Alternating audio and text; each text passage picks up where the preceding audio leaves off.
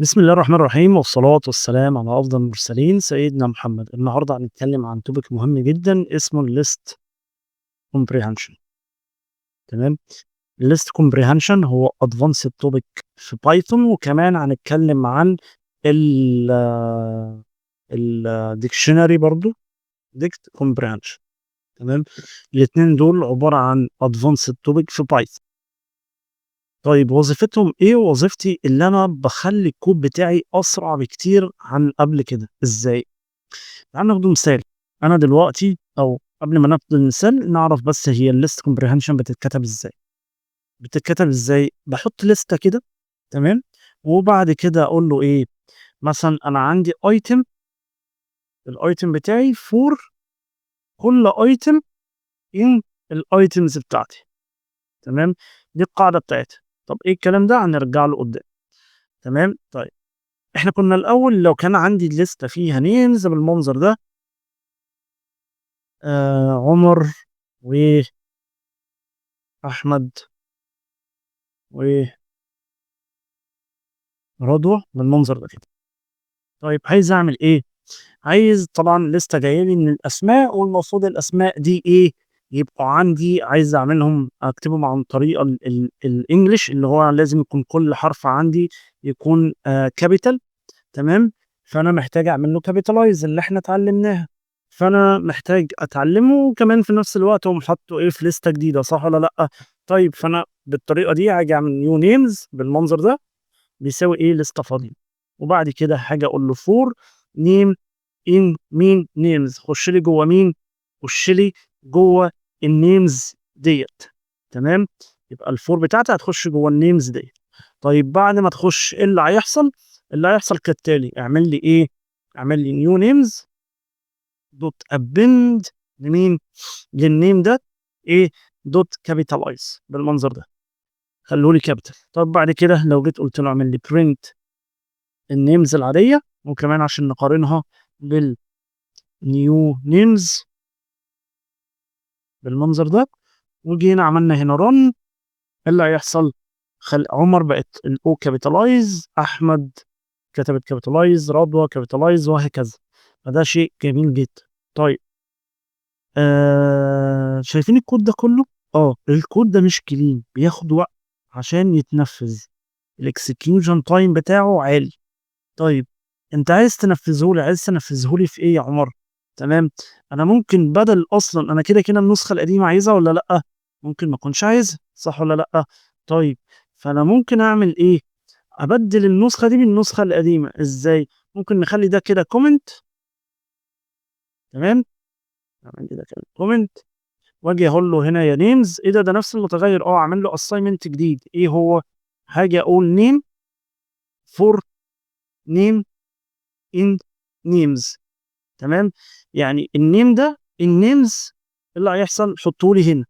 طيب وبعد ما تحطوا لي هنا، لو جيت عملت رن، تمام، مش هيحصل اي حاجه. هي كلها انت اخدت النيم من هنا، تمام، ورجعته هنا تاني. لا، انا عاجي اقول له هنا ايه؟ دوت كابيتالايز بالمنظر ده. خلوا لي كابيتالايز. تمام. هاجي اعمل رن، هلاقي طلع بقى بالشكل النهائي. خلاص الليسته القديمه اللي حصل فيها اتمسحت. تمام. وحطيته في ليسته جديده. تمام. طيب لو انا قلت له انا عايز احفظ اصلا الليسته القديمه، عادي ممكن تسمي المتغير ده نيو نيمز برضه، وتعملها بالليست كومبريهنشن. بس شايف وفرت لك قد ايه ستور كود؟ طيب ما بالك انت عايز تعمل بروسيس اكبر شويه، ايه اللي هيحصل؟ فهتضطر كل شويه ايه؟ الكود بتاعك يكبر في الفور. لا، انت تقدر تحطه هنا. تمام. فالليست كومبريهنشن هو مفهوم ادفانسد، ومفهوم بيجي على طول في اي انترفيو، فلازم تكون مخلي بالك ايه عليه. تمام. طيب عندنا ايه تاني؟ انا دلوقتي لل للليست كومبريهنشن في شويه قواعد. ايه القواعد اللي عندك؟ انت دلوقتي، بسم الله، انا دلوقتي عندي ايه؟ عندي لو انا عايز اشيك من حاجه، تمام، عندي كذا قاعده للتشيك.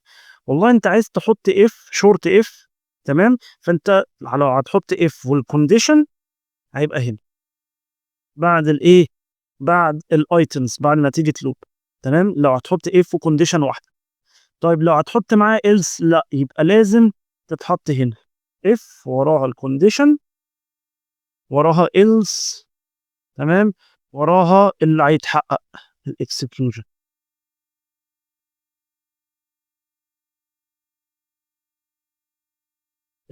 الاكسكلوجن بتاعها، تمام.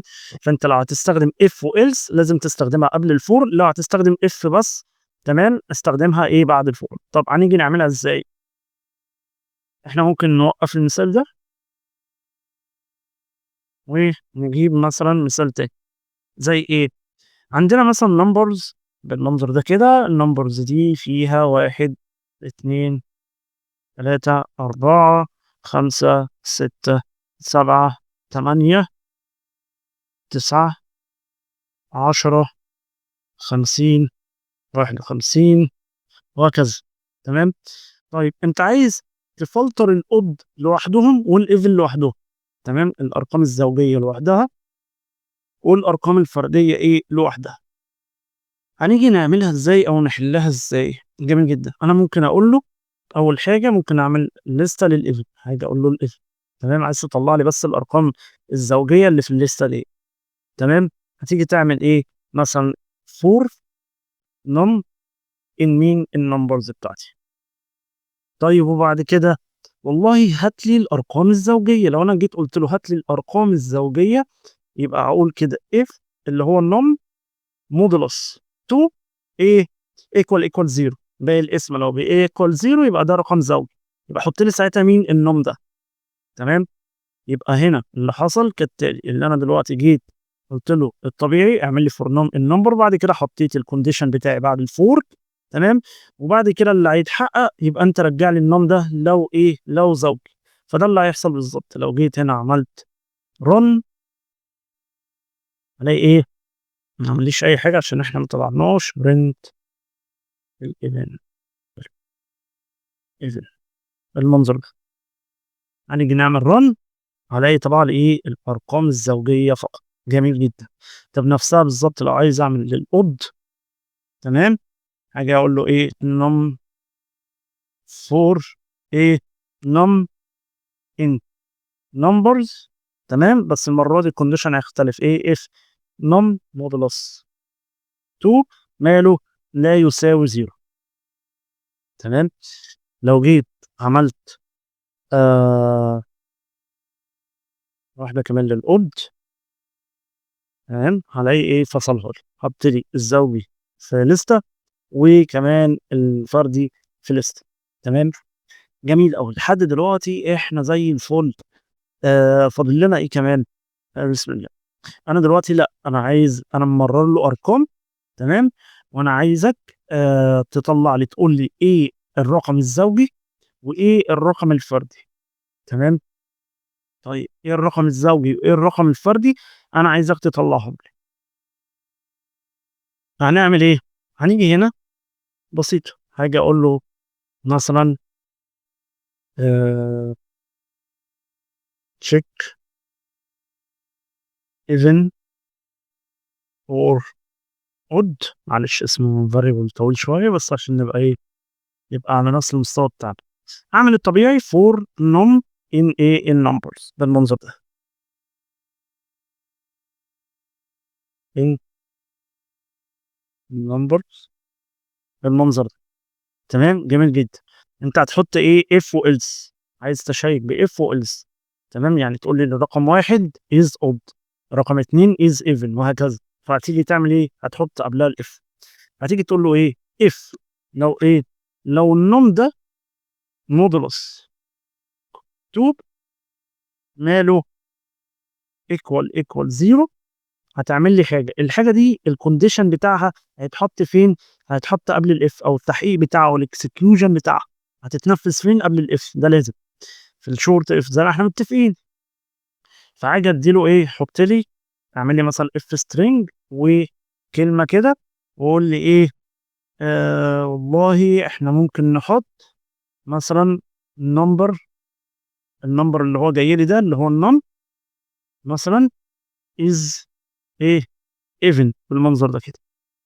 طيب هترجع هنا تاني ممكن تقول له ايه else لو ما كانش اتحقق، تمام، لو ما كانش even else مثلا حط لي هنا if string برضه وقول لي ايه نمبر اللي هو الرقم المتغير ماله is a odd بالمنظر ده. طيب لو جينا هنا عملنا print للتشيك even or odd وجينا عملنا run، الموضوع ايه بقى جميل اهو. بص طلع لي 1 is odd، 2 is even، 3 is odd، وهكذا.